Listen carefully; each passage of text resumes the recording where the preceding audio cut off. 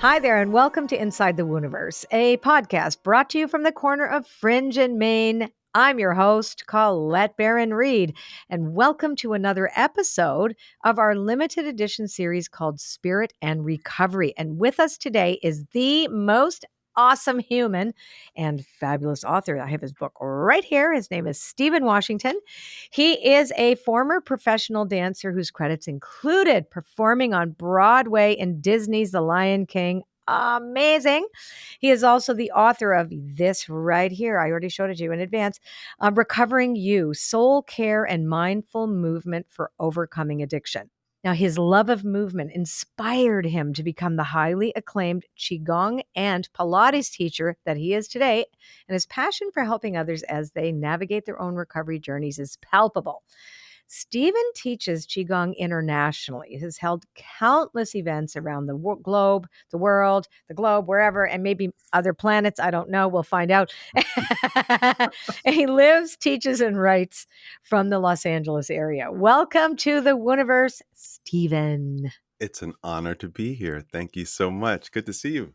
Good to see you too. I have to say, I get a lot of books about recovery because I am in recovery too. It's going to be 37 years, one day at a time. Yeah. And I was so moved by this book and surprised by it, actually. And I think this book is for everybody. So I know you called it Recovering You. Like when you think of it, it says soul care and mindful movement for overcoming addiction. But I would like to posit something before we get into the interview. But this, when you think of how we all live, the idea of addiction being, doing the same thing over and over again, expecting a different result, but being really, trapped in a dynamic or a relationship with something that's super unhealthy for you and you can't get out, it becomes your higher power. We can use that for our social media, food, like trying to anti-aging, whatever it is we become addicted to. This book of yours can really help shift us and give us the freedom and liberation to make choices. So this isn't just about substance. I just really want all the listeners and viewers to get that through your heads. Like this Yeah. book here, if you struggled at all with anything, with distracting yourself and, trying to escape yourself or whatever, this book will get you grounded in your body, grounded in your spirit, and you'll be really surprised by what happens. Because I actually did the book and all the exercise. I was shocked. I'm glad you said that. That's great. Okay, let's talk about little Stephen. We always like to get the origin story. What was your childhood like? And I want to know your journey, also like how you became an addict. Like because it doesn't happen overnight. Like one day, oh, I'm an addict. Like how did that all play out? Yeah, thank you for asking that question. It's an important question. So I grew up in Connecticut. My mom, my dad, my sister. My dad was a cop. My mom was a secretary. A lot of trauma in my family, moving from the South to the North in the 60s. So I feel as though I inherited some generational trauma. Sure. And one of the ways that my family, immediate family and extended family, dealt with a lot of their trauma is to drink and to do drugs, right? To numb oneself. And so I got that example very early on, and I was a very sensitive child. And so being in a household where there's a lot of chaos is very difficult for a sensitive child. And I sought Right. ways to check out and numb myself. And at first it was me, little Stephen, biting my nails. And my father would scold me for biting my Yeah. nails and wetting the bed. Things I like get that. it. Yeah, You're not yeah, alone. yeah. And so for me, being that sensitive child, knowing that I was different from the other kids, which I later found out or realized that I was gay. So Right. that extra added pressure, it made perfect sense that when I was 15, traveling in Europe with my dance teacher and my classmates for a summer in Germany, first time out of the country, and we had our last performance, and we were in a German pub, and I had my first beer, and that Oh. night I got drunk for the first time, and it makes perfect sense that that night, that experience made me feel like I could suddenly breathe, because I feel like I'd been holding my breath before then. I felt like I suddenly could feel like that part of me that was dying to come out, but I was too shy, too introverted to let out. I felt smart. I felt funny. I felt attractive, which is important to a 15, Yep. 16-year-old boy, you know? So many things. I felt like I could connect with people, and I felt like, oh, now I'm like everybody else. Because before I felt like I was very different. Yeah. So I basically tried to repeat that same experience and feeling for the rest of my years of drinking. And I drank all through high school into college, moved to New York, studied dance at NYU. I finally felt like I met my tribe when I moved to New York City. All the Yep. artists, all the freaks, everybody loved it. The club scene, I was all over it. Um, but those years were very challenging for me as well because I excelled in dance. But everything else about the college experience was very difficult for me. I had a really hard Mhm. time going to my academic classes because I would walk into the main building and have panic attacks because Oh, yeah. I felt like the energy of so many people and being in an environment where I didn't know people. And it was very hard for me to ask for help at that time in Right. my life. And asking for help is a lesson that's repeated itself over and over again in my life. Yeah. So I essentially flunked out of school. Right. But it didn't stop me from having an incredible dance career in New York City. Danced for many small modern dance companies, eventually ended up on the stages of the Metropolitan Opera and New York City Opera, and ultimately the Lion King and Disney's The Lion King, and which was incredible. But all the while, I was drinking, I was drugging, I was Yeah. smoking, I was doing all the things to check out and Mhm. self-soothe and self-regulate, although I didn't realize that's what I was doing all along. Right. And for a long time I did it without great consequence. Now there were certain times when I would feel the consequences of my actions. Like Right. the night I was drinking and drugging and suddenly I couldn't see. I lost my sight for Wow. a few minutes, and a normal person would think, "Oh, maybe I shouldn't do that anymore." Right. But the next night or the next weekend, I was at it again. Um, Mhm. and for me, that time with The Lion King was the most incredible period of my career. And at the same time, I felt a tremendous amount of pressure. Yep. And I didn't know how to handle the pressure. I didn't know Yep. how I was also in a relationship at the time that Yep. I didn't really want to be in it, but I didn't have a voice to say, this isn't right for me. I was so concerned about his feelings that I Yeah. wasn't paying attention to my own. So Mhm. I drank and I drugged to stuff all that down too. I'm very good at that. And but during that period is when I just reached the end of my rope with my using. I would look at myself in the mirror and not recognize myself. Yep. I would wake up in the morning and part of me would be disappointed that I actually woke up. Oh, I Uh, know that so well. yeah. Oof. Yeah. And then I just Mhm. got sick and tired of being sick and tired. And then one day, after a therapy session with my therapist, I realized I couldn't run from it anymore.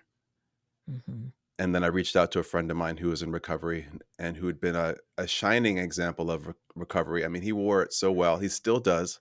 He made Yeah. sobriety look so good that I became willing to try something new. Yeah. And he took me to my first meeting and 12-step recovery meeting, and the rest Was is that in New history. York? That was in New York. Yeah, with Best ones. Best ones are in New York. At yeah, least that's what I'd Midtown, say. the Rainbow Room. Midtown. Yeah, yeah, yeah. Yep, The LGBTQ. Fireside up Fireside. on yeah, yeah, Love it. Fireside. I went there when I was in New York. Yeah.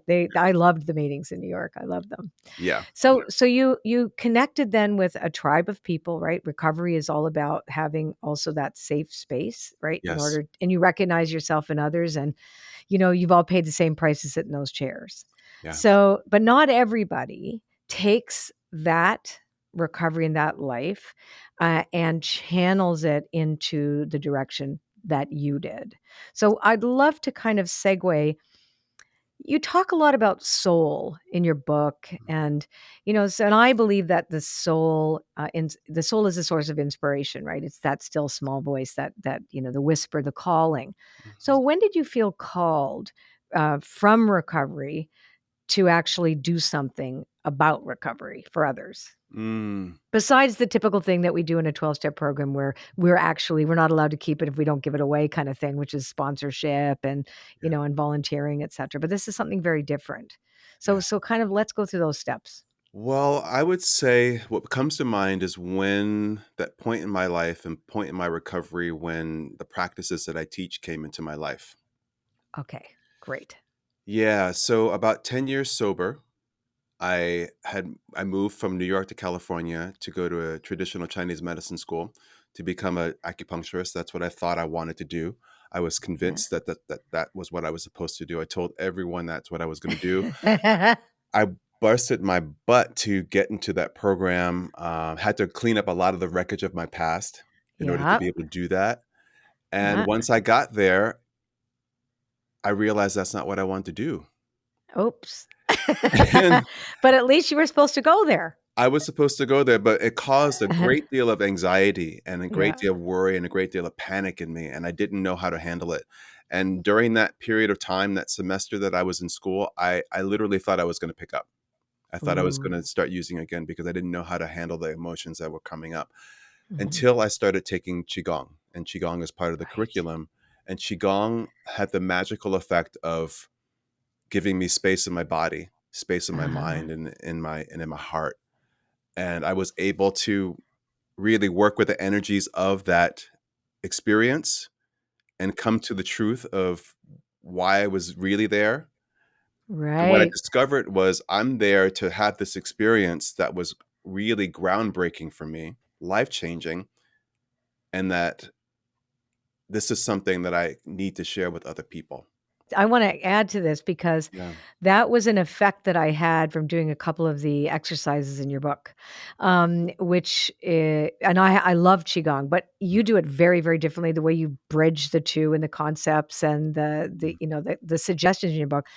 But that sense that you just described, I felt like as I was feeling particularly anxious that day, and I thought, "Oh, I think I'm gonna do something from Stephen's book." And I just followed along and did it. I went, just what you said. Oh, there's space now. But it's not the space that we're afraid to look into, like the dark space of that empty well or that, fearful, swirling cauldron of feelings. That's a different thing. It's like that's the thing we're trying to distract ourselves from. But Yeah. this emptiness was very calm, Mm. and it's the kind of empty that you feel enveloped. Like Mm. we get empty, but something holds us. I cannot sing the praises of this book more Mm. because I got that experience just from doing one of your chapters. It's very powerful. It's very, Mhm. very powerful, and it's from the outside. It could seem as though, oh, this is just too simple to be true, to be real, for it to work. And that's what I Surprise. love. That's what I love about that's with everything, right? That's what I love about this medicine that Mhm. even without a great knowledge of its history and all the specifics of how it's working in the body and your energy systems, it does the work. It does Yep. the work. It allows you to calm down, to be quiet enough, Mhm. still enough for your internal energy to become very known to you and to Mm. open up your mind so that insight and intuition can come in and Yeah, inform you and tell you what you need to know. right. That was my experience, and I knew that it would be powerful, a powerful tool to share with others because I always thought that I love 12-step recovery. It changed Yeah. my life. Yep, me too. And then And what? there's more. And there's And more. then more. There has to be more. There has to be more, and Yep. more for me was therapy. More for me was other things that I learned from others, from sponsors and other Yep. friends in recovery, and just my own hunger and searching. And what I felt with Qigong was, oh, this is going to work on my body because Yeah. the body is the foundation for the emotions and for the thoughts and the consciousness. And we all know that, or many of us know, and if you don't know, you're going to understand this better after this conversation, is that stress and trauma settles in the body. Yep. It lives in our tissues, it settles in our tissues, and it creates tension and pain, and energy is meant to flow through the body freely. And one of the Mhm. things that helps that happen is movement and Right. breath. And that's the thing that's missing from other practices that I've done that have helped me maintain my sobriety. And so I wanted to bring what worked for me so incredibly to other people. The idea of, like, we talk about the mind, we talk about spirit, because really, when you look at 12-step programs, it's about plugging back into spirit and then having an ethical and moral template for life, for living, right? There's a template for living, but it doesn't address the body. And it was very easy for me to remain within that, and stay disassociated from my body. After a number of traumatic incidents in my early 20s, I found it very easy to just completely dissociate. My husband will tell you, I bump into walls, I break my foot. It's just like, well, why didn't you see that? No. So I've actually spent a long time avoiding that because so much was stored there. If I paid attention to the body, it would be like Pandora's box. Right? It'd be, all the grief and everything that's stored. And of course, what happens is inflammation. In my case, it's weight gain. I'll fluctuate a lot, or it's very interesting. So landing on your book, which was again, you said it's simple. It's not simple. I mean, it is and it isn't, right? But it deals with Mhm. very complicated things, but in a very simple, loving, gentle Yeah. way, which does open it up. But it is safe. What I did notice as well too, because a lot of people, like, we talk a lot about trauma. Mhm. Trauma has become a very popular conversation, right? You Right. brought that up, ancestral trauma. Mhm. You have that, like, for so many reasons we didn't go into, but you have that. I have it for different reasons, Yeah. and that gets stored, and if you don't move it, it creates illness. In this book, I wanted to create many doorways or passageways into a deeper connection with your body. I Hmm. wanted to do it through the breath. Yep. Breath is so important. It's something that we do countless times a day, but very few of us do it very well, Yep. right? And I really am connecting. guilty. Some as am I And sometimes. I used to sing professionally years ago, and my breathing, my people, like, I took I had uh, a coach just for a little while when I was living in New Hampshire, and he said, like, I don't know how you sing so well. Your breathing is terrible. Mm, Like, mm, you breathe from here, you're not breathing from your diaphragm, you're holding your mhm. stomach in. Like, he goes, how do you even get those notes out? Yeah. And it's just because I was too scared to breathe. It was interesting. Anyway, and I'm sure a lot of people don't even know that they're scared to breathe. Yeah, yeah. Well, like I said before, a lot of us walk around holding our breath. A lot of us Yeah. walk around holding our breath and holding it in the chest and not allowing the diaphragm to move to get a full breath in and a full breath out. And that's really important. And that's a simple self care practice that you can bring into your life and just take some time each day to just notice how you're breathing because you can tell a lot about how you're feeling by how you breathe. Mhm. And then also self massage. Massage school, I went to massage school after I left Chinese medicine school, and it changed my life. Imagine receiving massage every day for a year and a half. I would love that. Just like you're just like, "That's like, tell me about the massage." As I am a spa girl, like, I was the minute I go to a hotel, "Does it have a spa? That's great. Does I it love have that. massage?" Me too. But Right? you'd be Yeah. surprised how many people aren't comfortable Yeah. with their bodies enough to allow another person to touch their body in that way. Mhm. So in the book, I teach people simple practices of self massage because self massage is a way of creating movement in the body to help to move energy, to help release tension, so that the Mhm. energy flows freely in the body, and it's very relaxing. So it's a wonderful way to connect to yourself in a deeper level. And so there are all these different stages of connecting to the body. For some of us, that thing that we live in, but we try to have as little to do with as possible. And I Right. think in recovery, and also for all of us, it's important that we have a better relationship with the body. And it's not so Mhm. much about going to the gym and exercising and pumping Mhm. iron. That's part of it for some, and that's great. And that's what I do. But I also include all these other practices like Qigong and Pilates and self massage, which is a part of my routine every day to help bring myself into balance and help me to be in the world and live life on life's terms without Hmm. having to act out just to get through the stress of life. And let's face it, life is stressful. Yeah. Yeah. Let's talk about the spiritual piece for you. Yeah. Like, let's relate that both to qigong, breath. Like, you are deeply spiritual, and I'd love to hear how you weave spirituality throughout all these practices.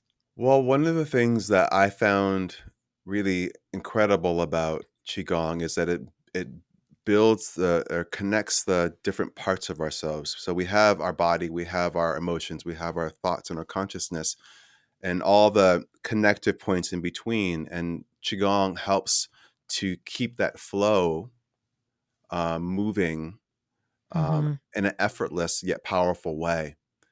And and for me, it helps me to tap into my own insight and intuition. And I feel like my insight and intuition is that little small voice that you talked about, Yeah. which connects me to my higher power, God, whatever it is for you. Yeah. That's what it is for me. And it helps me to find a place and find a space of peace within myself. Mhm. That no matter Mhm. what's happening around me, can I get to that place? And it's not a place that I live in 24 hours a day. It's impossible. It's impossible to do Yeah. that. And I Yeah. think oftentimes when I talk or when I watch other people who are Mhm. teachers like us, there's an expectation that you figured Oh, something out where you're able to just be in yeah. that space I like 24 hours a day, 7 days a week. yeah. We'll be And that's dispelling impossible. that quick. Yeah, Yeah. no, that's not No. true. No, no, not at all. But Yeah, I'm able to get to that place sooner rather than later. I'm able to right. not sit in that stuff, which that Yeah. stuff is also important because it teaches us a lot. It teaches me a lot, Mhm. but I need to be able to rise out of that. And so these practices that I do help me to do that. And it's on top of all those things that we just talked about. Just being in nature helps me connect to spirit. Yeah. Playing with my cats Yeah, me and my helps me to dogs. connect to spirit. Dogs too. They're just animals are just these Yeah. wonderful healing medicine Talk doctors. yeah, medicine, little medicine beings, yeah. Oh, Yeah. so one of my favorite parts of your work is talking about fear, and how fear and addiction go hand to hand, and how when we're feeling afraid, it's not uncommon for all of us to wanna numb out, and distract ourselves, but, you know, and I believe that fear has become an addiction for everyone. Mm. You're right. And I do think that because we've had such an exposure to sustained uncertainty for so long, like during the pandemic, and then, and you live in America, so you'll have the elections, and the Europeans had that. Well, we are all connected to everything. You have the war going on, you have like inflation, you have everything that's happening, Climate and change, people you name it, yeah. yeah, I mean, you just open the news and it tells you, "Here's 5 reasons for you to be afraid today." Right? And Yeah, and that's just the beginning. that's just the beginning. Wait, it's only the beginning of the day. Yeah, so Yeah, give us some of your favorite exercises or mindfulness practices or qigong practices about moving fear, because fear gets stuck in the body, right? So how do we move it? that's a great question. One of the things that helps me to release energy, and what you're talking about is energy from Yep. around all around us. Yep. And it's very easy for us to absorb that. So we have to be very mindful Mhm. of how we take in all that information, Yep. and find a way to control the intake of that. Uh, but I love to do this exercise that I teach in the book called shaking, where you shake out your Yeah. hands, your wrists, your arms, your shoulders, and you shake your whole body. And it helps to activate the internal energy within you. It's very simple. Anyone can do it. It works. It works and it Well, you helps have to to release. remember, but when you remember to do it, like, I was like, "Oh, this is great." And you And can then do it you're like, anywhere. "Where's my fear? I can't find it now." Yeah, no, it's really cool. It's a way to help release energy and also to Yeah. feel the activation of energy in your body. That's one thing that I do very often. Mhm. And then also, I think it's important, and I talk about this in the book, it's important to look at your fears Yep. in a very honest way. I talk about how, it was helpful for me, especially in early sobriety, to take a fear that I had and really just think about it and play it through. Like, if this Mhm. thing that I'm so afraid of happens, w- what's going to happen? And Right, then and what'll what's happen the after that? worst at the end What's of the it? worst? And Yeah. then what? And then what? Right? Yeah. And Yeah, at the underneath it all, for me at least, it's a fear that if this thing happens, I'm not going to be okay, right. that I'm not going to be safe. Yeah, And if I look at my life and the evidence that my life gives me and shows me, anything and everything that's come up in my life, I've been able to manage. I've been able to navigate. yeah. Mhm, And there have been some things that have been very difficult. But mhm. once they happen, and oftentimes they don't even happen. Most of the things that we fear most never Yeah, really even come to no. fruition. But we spend a lot of energy waiting, just waiting for that thing to come around from around the corner, or for that shoe to drop. And a lot of us can live in that space, Yeah, in that place. And that gets me to the point of presence, yeah. trying to be present in the moment Mhm. and connecting to your breath. Even doing that shaking exercise brings you to the present moment. And the present moment is where we hold our power. We don't hold power in the past because the past has already happened. We don't hold power in the future because the future hasn't happened yet. But Right. this moment right here, if we can just get back to the present moment, Yep, and it's always the present moment, yep. it's always now. Many present moments. Yeah, Yeah. and we will always be both Yeah. yesterday and both a tomorrow. I mean, right? Right. It's like when we get to the present moment, we were yesterday's tomorrow and we are tomorrow's yesterday. So it's like, now is literally the only place we have to build our lives upon is Yeah. now. Which makes me think of that simple slogan in 12 step is one day at a time, living one day at a Yeah. time, or just keep it simple. Yeah. Um, that helps me to just stay in the present moment and just think about, okay, what's the next right thing for me to do if I'm in fear about this, that, or the other?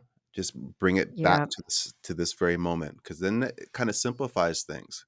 And don't you find radical acceptance also that sense of being able to completely be with whatever? I mean, Mhm. we don't when what I love about your book too, it doesn't say, oh, like you're just going to do this and then you won't be dealing with your fear anymore. You won't be dealing with any of these just uncomfortable things. Instead, it's more, here's how you can process it so you don't get caught or trapped in them. Right. But a life without of the myriad, you know, spectrum of feelings isn't a life. It's not just all happy, joyous, and free. It used to bug me when they say that, like, oh, yeah, the road to happy, joyous, and free. I'm not always happy, joyous, and free. I don't like happy music. I like to write music, and it's always sad. So it's Mm. like, Mhm. Mhm. you know what I mean? It's like I Yeah. like a little melancholy once in a while, right? Yeah. Yeah. Yeah. So I noticed that you talk about that very clearly, which I really love because there's a tendency in self help and in recovery to want to be happy and to be joyful and to find that space where I think when you talk about, like, for example, your gratitude break, why don't we dive into that, your concept Yeah. of a gratitude break, because that really helps shift It things. does. And what you just reminded me of is the fact that there are so many emotions that we are capable of having. Hmm. And within each emotion, there are different colors and different shades of it, different degrees of it. So I like exploring all that in my Hmm. recovery, because Yep. that's really where life really is. It's not happy, it's not sad, it's not, Right. there's so much in between. There's so much in Yeah. between. Gratitude. I think gratitude is a really important practice, and it's done so much for my life. And I talk about in the book how I was first introduced to it from the Oprah Winfrey Show. And I remember thinking, oh, that's cool. That's great. I'll try it. I don't know if it'll work for me. Mm. But it ended up, but it ended up being a really powerful practice. What I found tricky though was when I was trying to do it, I was also in the midst of using. I was in the midst of Right. chaos, and so I thought of my gratitude efforts as like taking vitamins, but at the same time, I'm washing the vitamins down With with a pint of whiskey. vodka. Yeah. I'll So it have some B12 with some Crown Royal. Thank you. It doesn't I d work. It can't work. No, it does not work. No, no, no. No. It's a good idea, but no, it does not work. No. Yeah, but there's so much science around how being grateful and just Yeah. finding things to be grateful for. And even in Yeah. I find in my life, even in the most darkest periods, there's always something that I can be grateful for. I Yes. could be grateful that I'm breathing. I could be grateful that I Yes. have water here on the table with me, and I can drink it, and it will nourish me. I Yeah. can be grateful that I have eyes and I could see your beautiful face. Yeah. Things like that, just being reminding myself of that. And and if I just sit in this moment and observe how I feel, just in saying those things that I'm grateful for, it Mhm. changes how I feel. And I just invite people to infuse gratitude into their lives any way that they possibly can Yep. throughout the day. And I even make it even more fun than writing it down in a journal. Yeah. Take your camera and take pictures of things that you are grateful for in the moment, because there are things Yep. that happen and just whiz by in our lives, and it's nice to have a something to remember that moment I get by. my best gratitude moments looking out my window. We have a lot of wildlife where I live, Mm, because we live on a big property and no people around, which is kinda cool. yeah, And there's a family of turkeys, of wild turkeys that come. There's like 30 of them, and I've watched them grow. So who knows, who's coming next year? But they came like little ones in the beginning, and then they grew really fast. And they all stick together. They all come and they wander around, and I put food out on the ground, like bird food on the ground, further away from the house because of mice, etc. But yeah, I can sit for hours and watch these big birds, and then seeing a rabbit join them, and then like all these different birds and like I literally go, wow. I mean, it's who would have thought years ago when I was the club kid too, that I would ever sit on a podcast and say that that's what gets me high today, right? yeah, The gratitude for nature and for being with it, part of it, not thinking of the exploitation of it, just being with it and yeah. participating in it. It really is something. Okay, I Yeah. want to I want to talk about my most favorite thing in your book. Okay, Okay. so it's called breath prayers. Mm, I just love this concept. So please, I want us to talk all about breath prayers. How do we do it? What does it mean? yeah. And what could we use it for? Breath prayers are is a simple practice of combining the physiological act of breathing and intention. And Mhm. this practice of thinking about something that you would like more of in your life, something that you want to experience. Oftentimes in my breath prayers, I'll think of, oh, I want more peace. So I Yeah. will think about when I inhale, I'll draw in more peace. And then as I exhale, I'll release whatever could possibly stand in the way of me feeling that sense of peace that I want. So sometimes that's fear. So I'll inhale peace and I'll exhale fear. And you just say that to yourself over and over as you take slow, deep breaths. Usually, I feel a change within myself um, in 10 breaths, Mhm. that I'm able Mhm. to shift my body. I'm able to shift anything that's in my heart that's feels sticky, that I'm having trouble moving through, and it clears my mind. And it's a practice that is just so simple, so Mhm. effective, and it's a way to also create more optimism Yeah, it in one's works life. too. Yeah, and I feel like when we are more optimistic, we're open to step into those connections we have with things that are outside of ourselves, like nature and like the universe and with a higher power. I did it when reading a book, I did it and I asked for more God. So Yeah. I Oh, asked I for love more that. God, more God, more higher power, and then I did and less fear, right? And so I really wanted trust. And I did it, and I have a problem, I have asthma, so it's like hard to take Mm, deep breaths, mhm. but I did it. Yeah. But I noticed that with the exhaling, I didn't think so much about fear, but what happened was it was like this incredible softening, Mm, and the fear of not being safe has been quite has permeated. I inherited it from my mom. My grandfather was killed in a concentration camp. So it's like when she came to Canada, that she was the most afraid person ever. Right? It was always, don't do this because that might happen, but whatever. So I know that's been in my body for a long time, but I felt this really safe. It's like more God equaled more safety for me.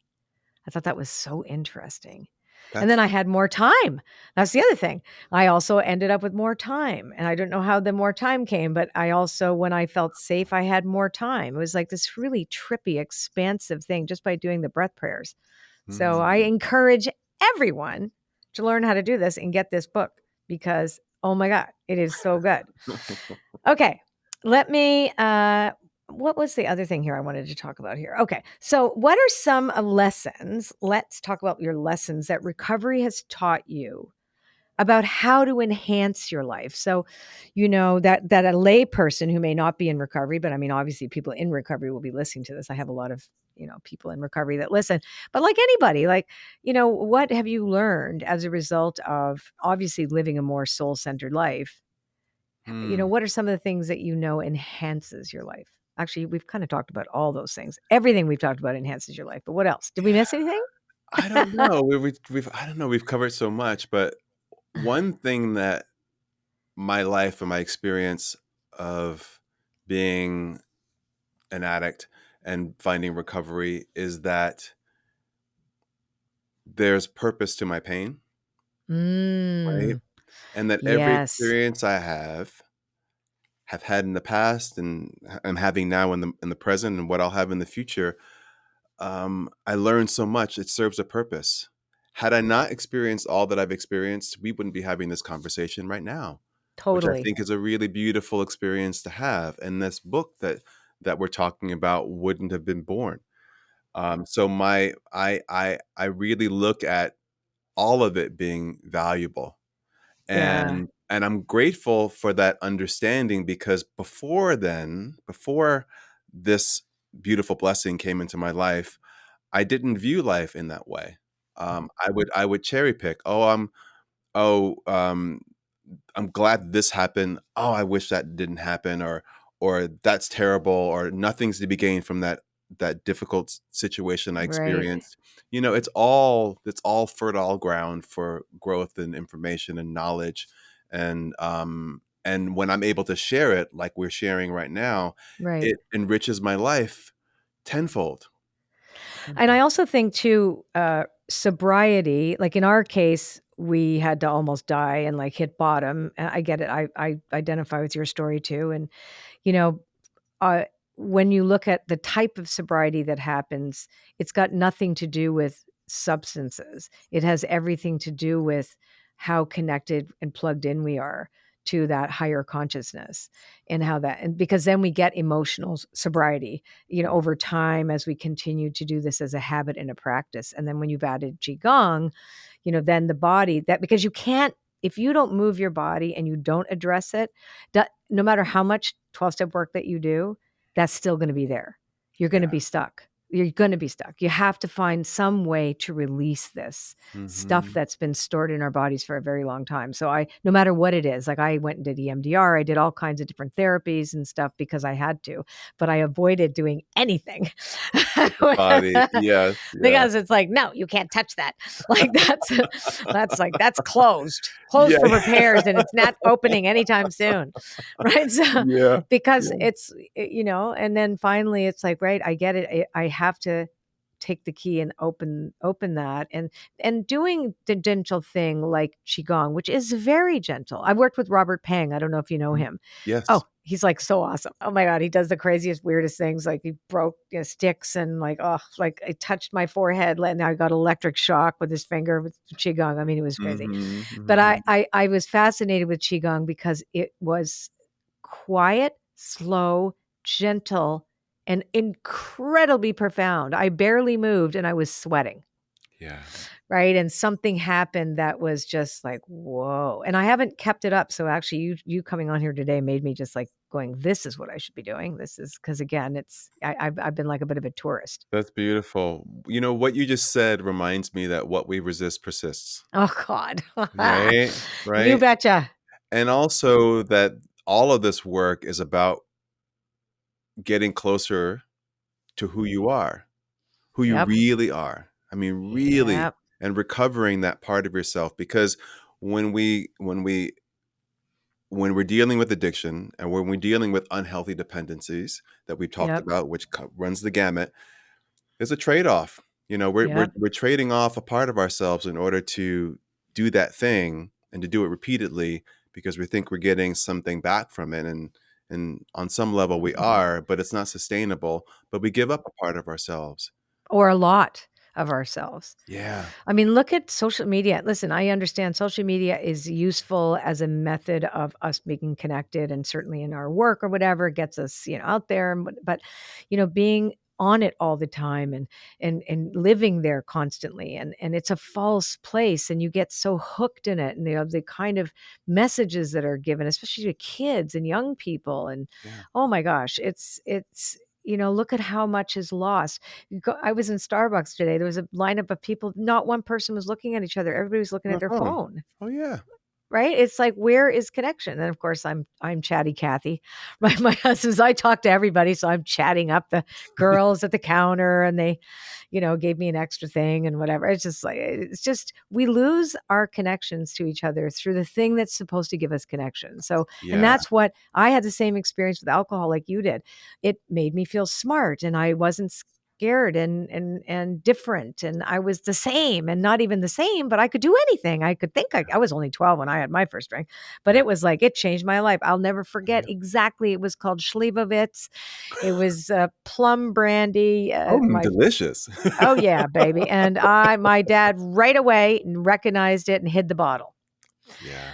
Like, okay, this kid cannot have any more, right? Mhm, And they my mhm. my parents did, they put masking tape to see if we took anything out of the bottles, seriously. Like, I was like, oh yeah, they knew that they had a budding problem in their hands when I was 12, Right. because it's medicine.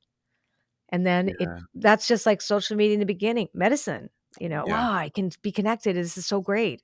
So Yeah. anything that's too much, right? It's too much. And then Yeah. what do we lose? We lose our humanity, I think, I when think we're, so as well. I think culturally, I think we're about to face a reckoning around yeah. social media and how it impacts all of our lives.